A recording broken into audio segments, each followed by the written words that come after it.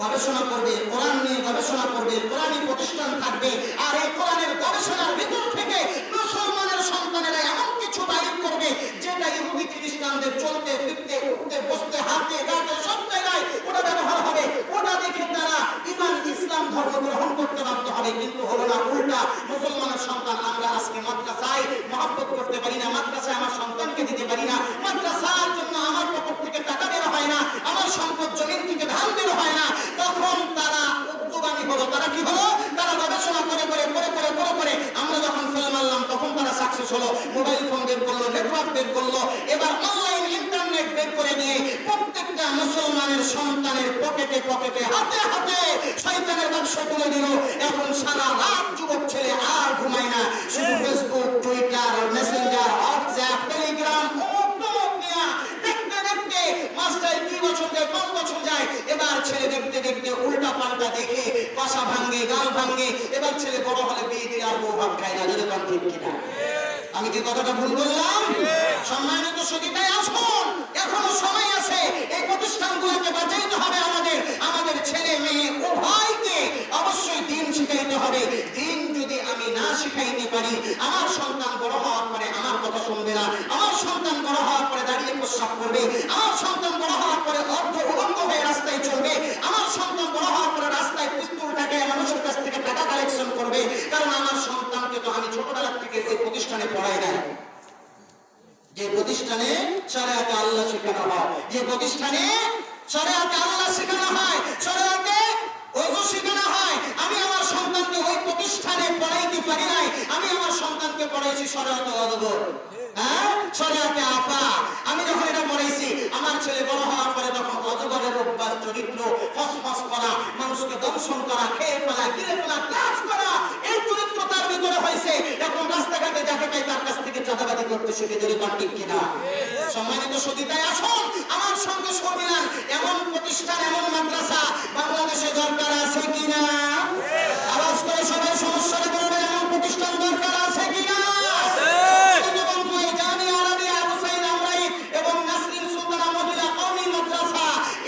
প্রতিষ্ঠান আমাদের প্রত্যেক পাড়ায় পাড়ায় হওয়া দরকার। যখন ঠিক কিনা?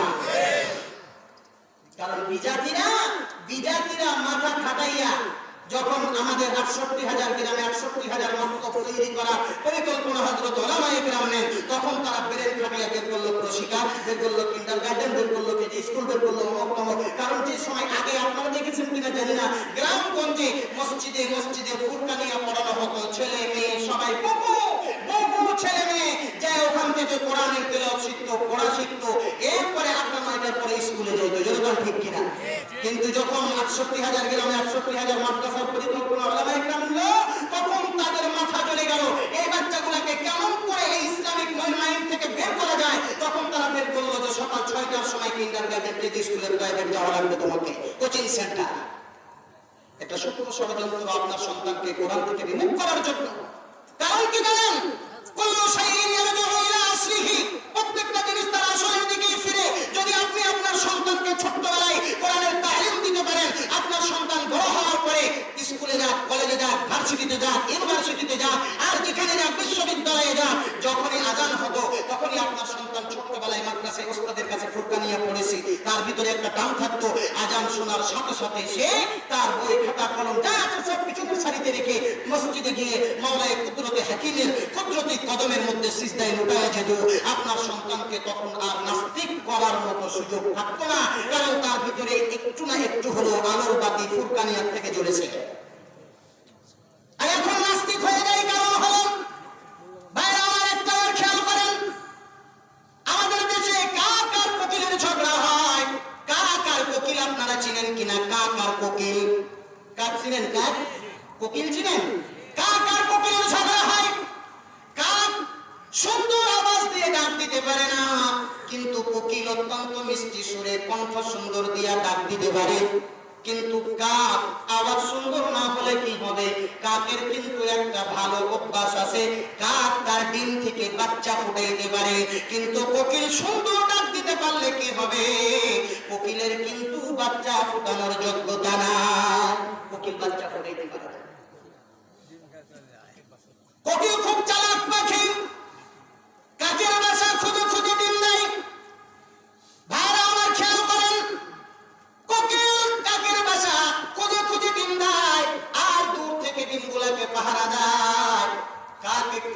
টাইপের, বাসাতে নিজের ডিম দেখে মানে কোকিলের ডিম থেকে চিনে না, মনে করে এটা আমারই ডিম, তাই এটাকে তা দেওয়া শুরু করে, এটাকে তা দেওয়া শুরু করে, তা দিয়ে দিয়ে এবার যখন বাচ্চা ফুটে যায়, এবার কাক মনে করে যখন আমার ডিম থেকে আমার বাচ্চা ফুটেছে, এখন আমি আমার বাচ্চাকে ডাক শিখাই, এবার কাক তার ওই বাচ্চাটাকে ডাক শিখায় কা কা কা কা কে ফেরা কেন?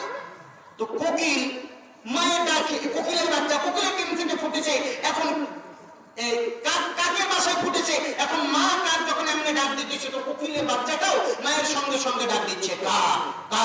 কিন্তু কোকিল এখন মনে মনে চিন্তা করতেছে, সর্বনাশ, আমি যদি এখন নীরব ভূমিকা পালন করি তাহলে আমার বাচ্চা আমার ডিম থেকে ফুটেছে, কিন্তু কাকের আওয়াজ শিখলে তো আমার ইজ্জত যাবে। সুতরাং কাক যখন মা কাক যখন ওই বাচ্চাটাকে কা ডাক শিখায়, মাঝখান থেকে আস্তে করে অত্যন্ত নরম সুরে কু বলে একটা ডাক দেয় নিচে বসে। কোকিলের বাচ্চাটা তখন মাথা উঁচু করে এদিকে তাকায় এদিকে তাকায়, কাকের মতো আর কা শব্দ বলে ডাক দেয় না। কোকিলের বাচ্চাটা তখন চিন্তা করে অত্যন্ত মিষ্টি সুরে এত সুন্দর কু শব্দ কোত্থেকে ভেসে আসে, কারণ কুল্লু শাইইন ইয়ারজিউ ইলা আসলিহি। এ বন্ধু, কোকিলের বাচ্চাটা তখন আর কা বলে ডাক দেয় না, তখন কু বলে ডাক দেয়। মা কোকিলটা ফাঁক বুঝে এসে ওই বাচ্চার সামনে উড়াল দিয়ে বসে বাচ্চাকে ডানার মধ্যে নিয়ে উড়াল দিয়ে আস্তে করে চলে যায়। তার মানে বন্ধু, একটা জিনিস আমি আপনাদেরকে বোঝানোর জন্য মিসালটা দিলাম, আমরা আমাদের সন্তানদেরকে মাদ্রাসায় পড়াই, আলেম বানাই, কিতাব পড়াই, মাসালা মাসাইল শিক্ষা দিই, কোরআনের হাফেজা বানাই।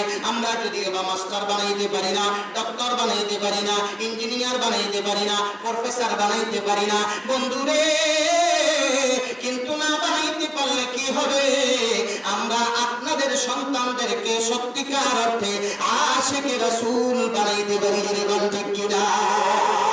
মুসলমান ভাইরা আমার বন্ধুরা, যেমন করে কোকিলের বাচ্চাটা কা বলে ডাক দেয় না, মা কোকিলের কুশব্দের দিকে তাকায়। আপনার সন্তানকে আপনি যদি ছোটবেলায় কোরআনের ইলম শিক্ষা দেন, প্রাথমিক শিক্ষা নুরানি মাদ্রাসার শিক্ষা যদি আপনি দেন, আপনার সন্তান যদি সত্যিকার অর্থে কোরআন সহিভাবে পড়তে পারে, শিখতে পারে, মাসআলা মোটামুটি প্রাথমিক মাসালাগুলি জানতে পারে, বড় হওয়ার পরে এই যদি এফআরসিআর ডাক্তারও হয়, মাস্টার প্রফেসর ইঞ্জিনিয়ারও হয়, যদি লয়ার হয়ে যায়, এরপরও কোনো সমস্যা নাই। বিদেশি বিজাতিদের ধর্ম প্রতিষ্ঠানের মধ্যে গেলেও আপনার সন্তান তখন কিন্তু আর কাকের আওয়াজের মতো কা বলে ডাক দিবে না। যখন তারা উল্টা পাল্টা ডাক শিখাইতে চাইবে, নাস্তিকপূর্ণ কথাবার্তা বলতে চাইবে, যখন মুয়াজ্জিন আযান দিবে হাইয়া আলাস সালাহ, আপনার সন্তান তখন আর বিজাতিদের কথার মধ্যে মন না দিয়া আপনার সন্তান সব পিছনে ফেলে আল্লাহ রাব্বুল আলামিনের কুদরতি কদমে সিজদা দেওয়ার জন্য তৈরি হয়ে যাবে। আওয়াজ করে বলেন কথাটা ঠিক কিনা? তাই আমি আপনাদের কাছে বলতে চাই, এমন প্রতিষ্ঠান বানানো দরকার আছে কিনা? আমাদের দেশে দিনদার ছেলে খুঁজে পাওয়া বড় সহজ, কিন্তু দিনদার মেয়ে খুঁজে পাওয়া বড় কঠিন, বড় কঠিন।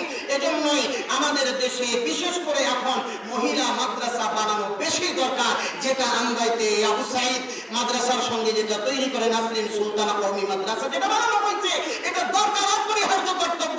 কারণ আমাদের নারীদেরকে অবশ্যই দিন শিখতে হবে, দিন বুঝাইতে হবে, যেরকম ঠিক কিনা?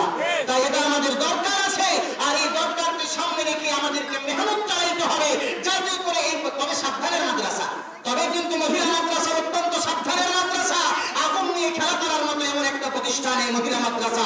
এজন্যই আমাদেরকে এই প্রতিষ্ঠানের প্রতি খেয়াল রাখতে হবে এবং আমাদেরকে এই প্রতিষ্ঠানের সর্বোচ্চ চেষ্টা চালিয়ে দান করে, টাকা দিয়ে, মেয়ে দিয়ে, সব ধরনের সহযোগিতা করে এমন প্রতিষ্ঠান টিকিয়ে রাখতে কারা কারা লাগিয়েছেন? দুই হাত তুলে আল্লাহকে দেখান। নারে তাকবীর, নারে তাকবীর, নারে তাকবীর, আল্লাহু আকবার। আল কোরআনের আলো, আল হাদিসের আলো, দুনিয়ার মুসলিম, নারে তাকবীর। তাহলে সত্যিকার অর্থে আপনারা এই মাদ্রাসা টিকে থাকুক, মাদ্রাসাগুলো চলুক, এটা চান ভাই? চান? সত্যি চান? আল্লাহকে হাজির নাজির চান? সত্যি চান? আর আমি আপনাদেরকে শুরুতেই বলেছিলাম, আপনারা এসেছেন, আমল করবেন, আমল করে জান্নাত পাবেন, এরকম আশা আছে না? তাহলে এখন আমি আপনাদেরকে একটু বিরক্ত করবো 10-15-20 মিনিটের জন্য। রাগ করবেন? উঠে এই বসন করেছে, ভাই বসেন বসেন, টাকা চাইনি বসেন। এইটাই সমস্যা, এইটাই সমস্যা। যেমন টাকার কথা শুনবে, হ্যাঁ খুব ভালোবাসি, নবীজিকে খুব ভালোবাসি, এখনো এক কুত্তার বাচ্চা নিয়ে নদীর পাশ দিয়ে যাচ্ছে। একটা কিস্সা বলে দিই, একটা কিস্সা বলিনি আপনাদেরকে। তো লোক কুত্তার বাচ্চা নিয়ে যাচ্ছে, প্রচন্ড প্রখর খরার কারণে কুত্তার বাচ্চা তৃষ্ণার কারণে জিহ্বা বের হয়ে গেছে। এখন কুত্তার বাচ্চাটা মরে যাবে, এমন এক অবস্থা, ধুধু মরুভূমি, মানে বারুদ উত্তপ্ত হয়ে গেছে। চৈত্র বৈশাখ মাসের খরার সময় চিকচিক করে বালি, আর এত বেশি উত্তপ্ত হয়। তো কুত্তার বাচ্চা যখন জিহ্বা বের করে দিয়েছে, সামনে চলতে পারে না, তখন এই লোক কুত্তার বাচ্চা গলা ধরে কাঁদতেছে, আহারে আমার কুত্তার বাচ্চা, আমি এত ভালোবাসি, তুমি আমাকে ছেড়ে পড়ে যাচ্ছ। এক কান্না দেখে আর এক লোক কৃষক দৌড় দিয়ে এসছে, ভাই কান্দো কেন? ঘটনা কি, কান্দো কেন? ভাই আর কইেন না, ছোটবেলা থেকে কুত্তার বাচ্চাকে আমি কত কষ্ট করে লালন পালন করছি, মহব্বত করছি, আর আজকে আমার এই কুত্তার বাচ্চাটা আমাকে ছেড়ে বিদায় হয়ে যাচ্ছে, মরে যাচ্ছে। ভাই তোমার কাছে দেখা যায় একটা থলে, দেখা যায় একটা ব্যাগ, দেখা যায়, হ্যাঁ ব্যাগ তো দেখাই যায়, তোমার ব্যাগের মধ্যে কি? মশকে কি পানি, আর আরো যে কিছু দেখা যায় রুটি। এক কাজ করো, ওখান থেকে মশক থেকে কিছু পানি আর ওই ব্যাগ থেকে কিছু রুটি বের করে কুত্তাকে খাওয়ায়, কুত্তাকে কিছু রুটি দাও আর কিছু পানি মশক থেকে বের করে খাওয়াই দাও, দেখবা তোমার কুত্তা সুস্থ হয়ে গেছে। ভাই খেতে কইলেন একটা কথা, এটা একটা কথা কইলেন।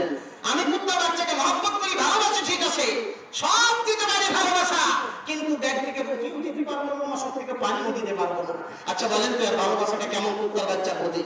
হ্যাঁ ওই লোক আবার বলতেছে, তাহলে কান্দেন কেমন? ভাই কান্দতে তো আর টাকা লাগে না, এই জন্য কান্দতেছে।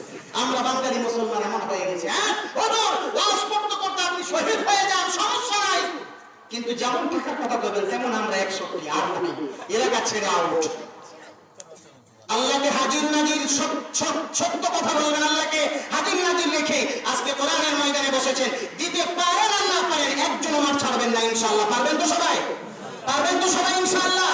যদি সত্যিকার অর্থে আপনারা বুঝতে পারেন, তাহলে আপনার সত্যিকার অর্থে প্রেমিক। মজনু, লাইলি মজনুর একটা কিস্সা শোনাবো ছোট্ট 1 মিনিটে, 1 মিনিট একটু শোনাই। লাইলি আর মজনু, মজনু লাইলির পাগল।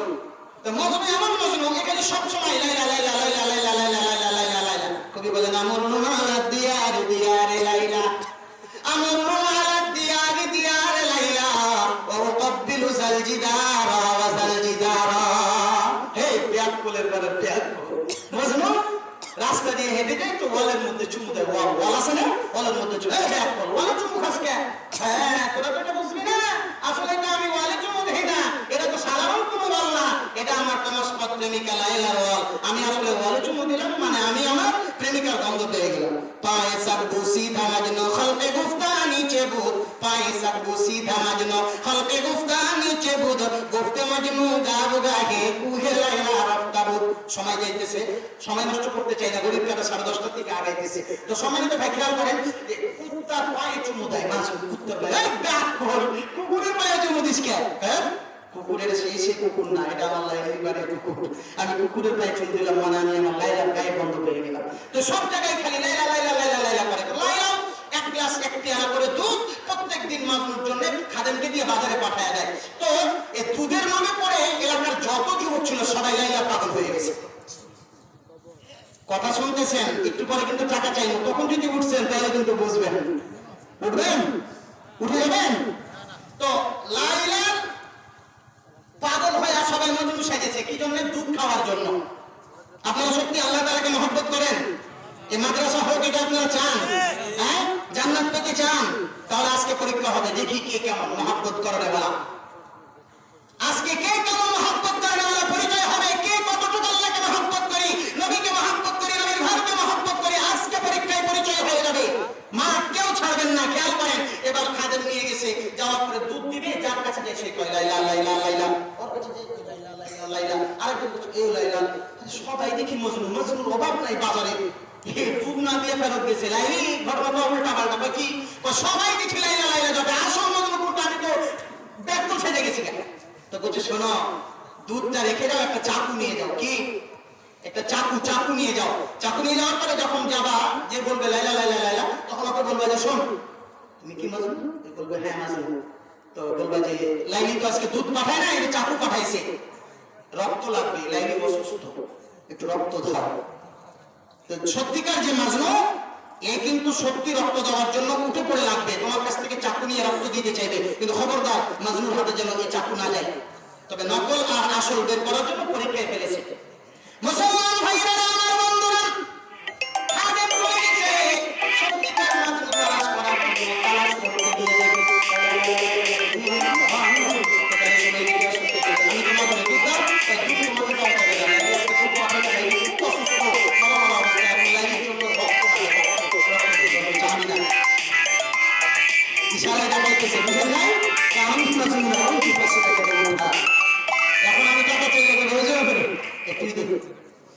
তুমি দাও টাকা, আব্দুর রহমান তুমি দাও, আমি বসে আছি। এবার আরেকজনের কাছে চলে গেছি, যে কান লাগায় শুনে পাই লাইলা লাইলা লাইলা লাইলা লাইলা লাইলা লাইলা। তুমি মাজনু? হ্যাঁ আমি মাজনু। দুধ দাও, আমি মাজনু। দুধ তোমাকে দেওয়ার পাঠায় নাই, লাইলি খুব অসুস্থ, রক্ত চাইছে, একটু রক্ত লাগবে, এই যে চাকু, রক্ত দাও। বলছে আমি না, ওই যে উঠে গলায় আদায়। আপনারাও কি করাবেন? দেখতে চাই কোরআনের মাদ্রাসাকে মহব্বত করে ভালোবেসে প্রথম নম্বরে একজন ব্যক্তি, মাত্র 50,000 টাকায় একজন ব্যক্তি কে আছেন? আল্লাহকে হাজির নাজির জেনে কোটি কোটি টাকার সম্পদের মালিক আপনি, মরে গেলে খালি হাত বাগান কলা বাগানে যেতে হবে। একজন ব্যক্তি, আমরা এই যে পুরো অত্র এলাকার মধ্যে একজন ব্যক্তি হাজার হাজার টাকার সম্পদ, কোটি কোটি টাকার বিল্ডিং বালাখানা সব করে থাকবে। আজকে নবীর প্রেম, আল্লাহর মহব্বত আর ভালোবাসা নিয়ে চাই আমি সত্যিকার অর্থে প্রতিষ্ঠানটা টিকে থাকুক, একজন ব্যক্তি 50,000 টাকা। বলেন তো দেখি কি আছেন? এবার পরীক্ষা হবে।